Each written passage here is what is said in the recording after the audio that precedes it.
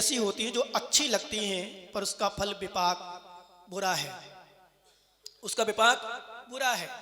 और कुछ कड़वे लगते हैं पर उसका फल अच्छा है। जैसे कड़वी औषधि कड़वी लगती है पर उसका फल अच्छा है।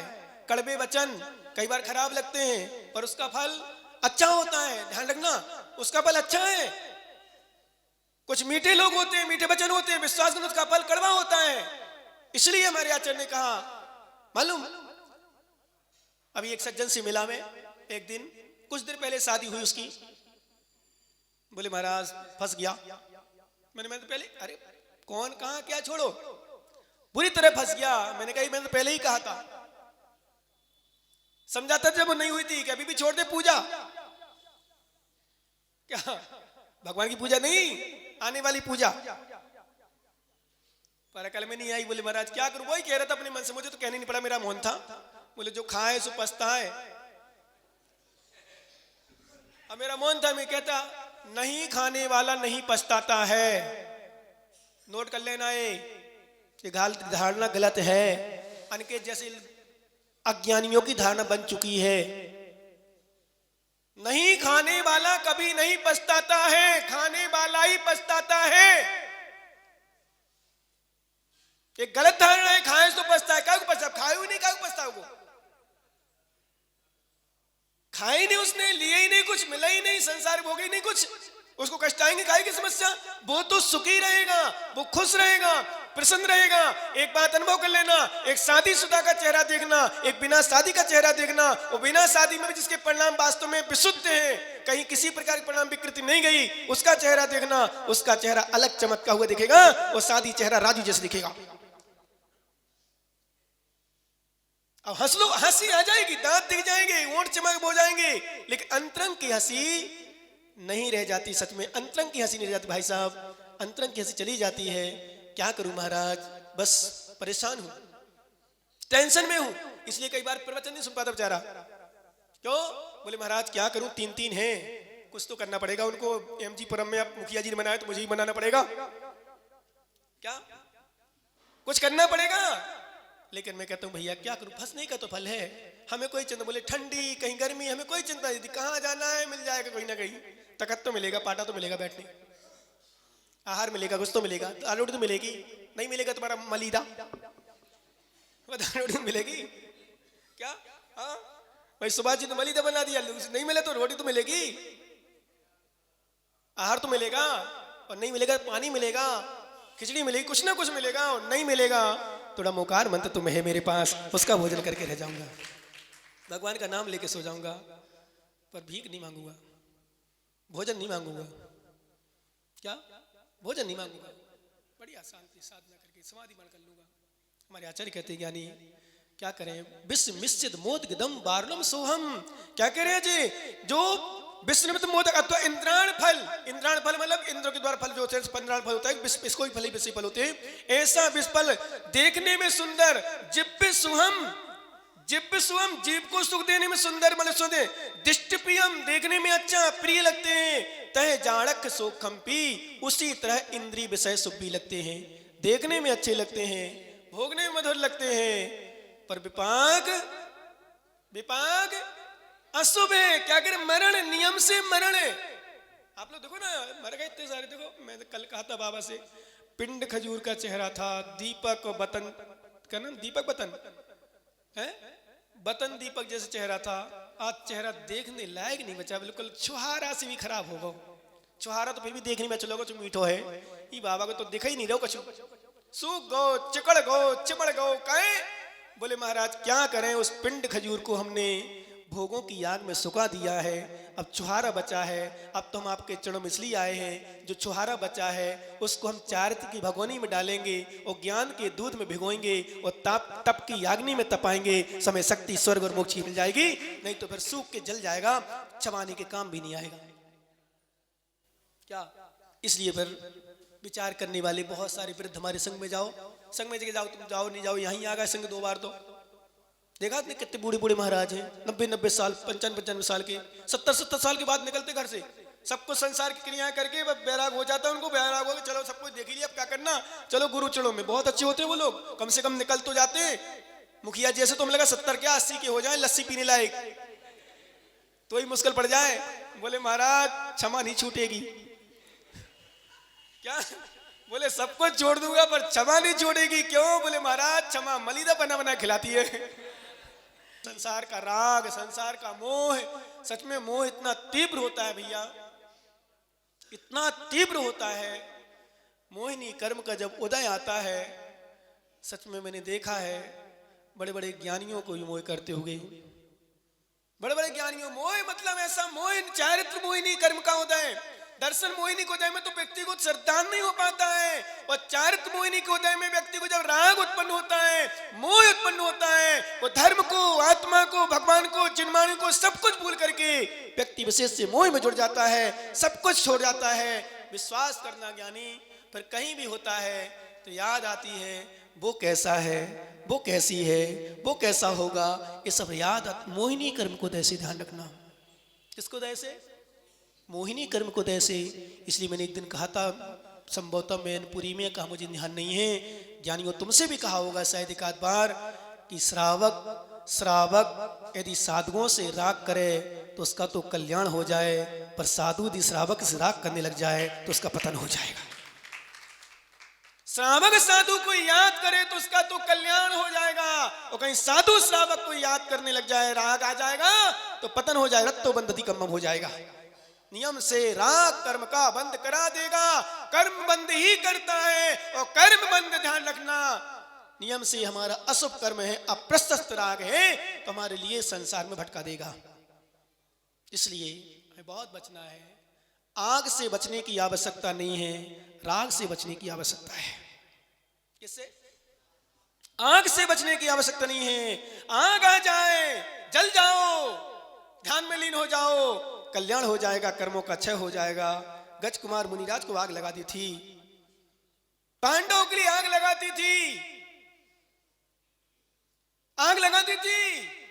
हमारे गुरुदत्त महाराज के ऊपर पूरे शरीर में आग लगा दी थी, शरीर में आग लगी थी, तन जल रहा था। बाहरी राग से विश्वास करना और ध्यान अग्नि से कर्म जल रहे थे, केवल ज्ञान प्राप्त करके मोक्ष चले गए। लेकिन एक बात नोट कर लेना, जितनी हमारे लिए बाहरी आग खतरनाक नहीं है, उतना हमारा अंदर का राग खतरनाक। हमारा सब बाहरी आग एक पर्याय को जलाती है, पर अंदर की राग की आग पर्याय को नष्ट कर देती। ये लोग समझ नहीं पाते। वह व्यक्ति, आग से तो मात्र शरीर जलता है, और राग से हमारी आत्मा जलती है, झुलसती है कर्मों में, संसार में, संसार की क्रियाओं में।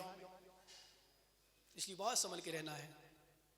ये राग ही तो व्यक्ति को संसार में पटक रहा है, ये राग ही संसार में घुमाए हैं, और राग ही संसार के दुखों का कारण बन रहा है। ये राग ही हमारे संसार में दुख दे रहा है, और हम समझ नहीं पाते। हमें अच्छा लगता है, पैसा, पत्नी, परिवार, ये सब अच्छा लग रहा है। क्या पूछो रोचक से, क्यों रोचक, तू क्यों नहीं आता? बोले महाराज राग है।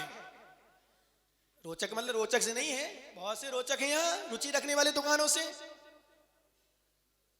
क्या बहुत ही ऐसे विश्वास करना क्यों नहीं आ पा रहा? धर्म करना भी चाहे तो नहीं। राग एक ऐसी चीज है, व्यक्ति को धर्म से दूर कर देती है। राग एक ऐसी वस्तु है, साधु अवस्था में भी राग हो जाए ना किसी से, तो धर्म से दूर कर दी भाई साहब। गुरु से दूर कर देगी, जिनमानी से दूर कर देगी, ध्यान से दूर कर देगी, तपस्या से दूर कर देगी, संयम से दूर कर देगी। राग आग दहे सदा ताते समामृत चाहिए। पंडित जी ने दौलत राम ने लिखा, इसलिए राग को आग कहा गया है। क्या कहा गया? आग। राग खतरनाक है। राग ना होती या राग ना होता तो संसार नहीं होता। नोट कर लेने क्या? नहीं, राग नहीं होता मुकेश भैया तो संसार नहीं होता। ये राग ही तुम्हें संसार में रखे रहे। ये राग ही दुकान बेच रहा है, ये राग ही मालपुआ। क्या अरे मूर्ति नहीं जो पहले चलती थी, अभी घवर घीवर क्या है वो? घेवर, मिठाई, इमरती बनवा रहा है। राग छूट जाए तो 32 मंजिलों के ऊपर था, 32 मंजिल भवन के ऊपर था, 32 साड़ियां बांध करके नीचे उतर के आया और दीक्षा लेकर के अपनी आत्मा का कल्याण कर लिया। क्योंकि राग जब छूटता है तो कपड़े अपने आप छूट जाते हैं।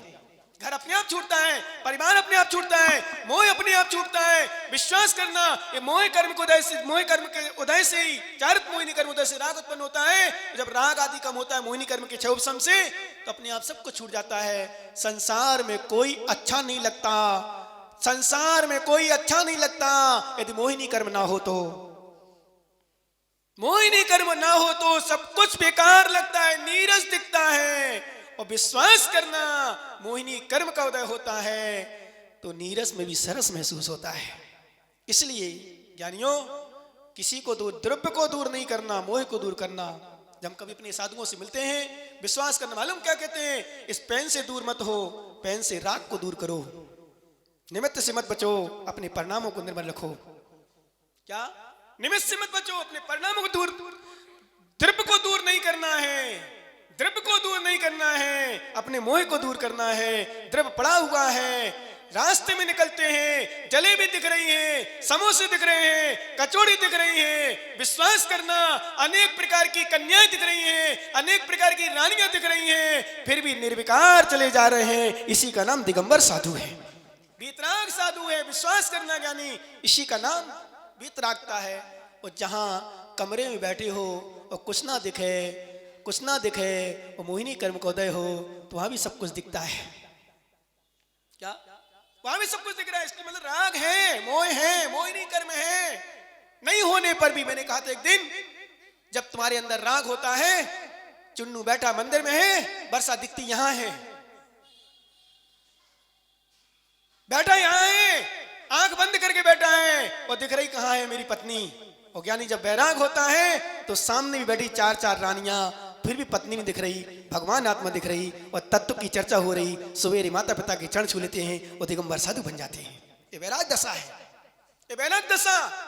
जब राग दशा होता है, दूर होने पर भी राग उत्पन्न होता है तो दिखता है, और वैराग होता है तो सामने भी कुछ रखा रहे।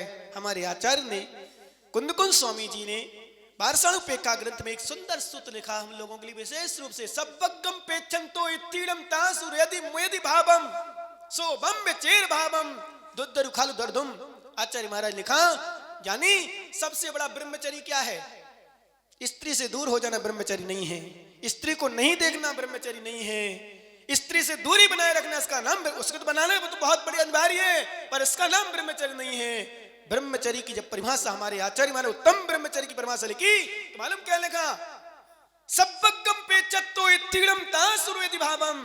यहां तो नहीं होने पर भी दिख रहा है, आंख बंद तो भी दिख रहा है कि ज्ञानी कौन कहां बैठा है। विश्वास करना ज्ञानी, मुमुक्षु याद रखना, एक नोट कर लेना, सामग्री को दूर कर देना, इसका नाम संयम नहीं है। परिणामों को विशुद्ध बना के रखना, इसका नाम संयम है। क्या? सब्बगम पेच्छन्तो इत्तीडम तासुर यदि मुयदि भावम। आचार्य भगवान कुंदकुंज स्वामी कह रहे हैं, स्त्रियों के संपूर्ण अंगों को देखकर भी, क्या? स्त्रियों के संपूर्ण अंगों को देखकर भी जिनके राग भाव ना हो, उसको तो ब्रह्मचर्य व्रत। जिनके विकार उत्पन्न ना हो, उसका नाम उत्तम ब्रह्मचर्य व्रत। विश्वास करना ज्ञानी। इसलिए हमारे आचार्य मालूम, नग्न शरीर उठा के ले आए, नग्न शरीर उठा के ले आए, रानी के कमरे में डाल दिया। रानी अकेले, सेठ अकेला, रानी अकेली, सेठ अकेला। समझ में आ रहा कि नहीं? सेठ अकेला, रानी अकेली।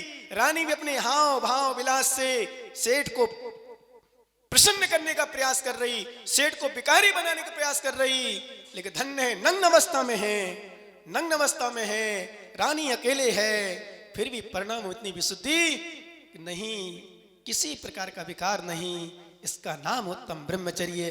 तभी तो सूली पे चढ़ाया गया, तो भी सिंहासन बन गया शील प्रभाव से। सूली पे चढ़ाया गया था, राजा ने रानी की बात मान ली, क्योंकि जब उस बस में नहीं हुआ तो रानी ने अपना त्रियाचरित दिखा दिया, त्रियाचरित दिखा दिया, अपना छल कहें, मायाचारी कहें, कपट कहें, कुछ भी कहें, दिखा दिया राजा के सामने, और झूठा आरोप लगा दिया, और अपने वस्त्रों को फाड़ दिया, अपने सीने में अपने ही नाखून से अपने सीने को विदीर्ण कर दिया, निशान बना लिए कि राजन ये तुम्हारा मित्र है कि शत्रु है, ये इसने तो मेरे साथ गलत करने की चेष्टा की, वो तो मैं तो बच गई, देखो मेरे शरीर को देखो, मेरे कपड़े को देखो, फाड़ दिए उसने। राजा को गुस्सा आ गई और क्रोध नास्ते सर्वम, क्रोध नास्ते धैर्यम, ध्यान रखना ज्ञानी को, नोट कर लेना। क्रोध नास्ते धैर्यम, क्रोध नास्ते श्रुतम, क्रोध नास्ते सर्वम। क्रोध समम रिपु नास्ति, नास्ति क्रोध समो रिपु। क्या? क्रोध नास्ति धैर्यम। जब व्यक्ति को क्रोध आता है, इसलिए नोट कर लेना भैया, जितने मुझे मानते हो, गुस्सा जिनको आती हो बस में कर लेना, कंट्रोल कर लेना, नहीं तो तुम्हारा सब कुछ नाश हो जाएगा। क्रोध नास्ते धैर्य, धैर्य नष्ट हो जाता है। हमें क्या कहना है, क्या करना है, क्या बोलना है, सब कुछ नष्ट हो जाता है। क्रोध नास्ते धैर्य नास्ते नास्ते, क्रोध नास्ते धैर्यम, धैर्य को नष्ट हो जाता है। और क्रोध नास्ते श्रुतम, और श्रुत नाश हो जाता है। मैंने बच्चों को बोला था, जब शाम की टाइम क्लास लगती है, मैंने बोला था बेटा, यदि जिनको पढ़ना लिखना हो, कुछ बनना हो, तो क्रोध को काबुल करना, कम कंट्रोल करना, गुस्सा मत करना, नहीं तो श्रुत नाश हो जाएगा, ज्ञान नहीं हो पाएगा, याद होने पर भी याद नहीं कर पाएंगे। विश्वास करना ज्ञानी, याद करने पर भी याद नहीं होगा, क्षोभ का ह्रास हो जाएगा। जिन जिनको गुस्सा आती हो, थोड़ी थोड़ी बातों पर वो कंट्रोल कर ले, यदि कुछ बनना हो और कुछ पढ़ना लिखना हो तो। और मैं तो इतना तक कहूं, समाज में भी इज्जत चाहना हो, घर परिवार में अच्छे बन के रहना हो, तो छोटी छोटी बातों में क्रोध को भी जीते, बस करें। पुण्य बढ़ाना हो तो क्रोध को जीते, परिवार में सम्मान पाना हो तो क्रोध को जीते, साधु बनकर के श्रावक से सम्मान पाना हो तो क्रोध को जीते, और सबके बीच में अच्छे से रहना हो तो क्रोध को जीते, वो ज्ञानी बनना चाहते हो तो भी क्रोध को जीते।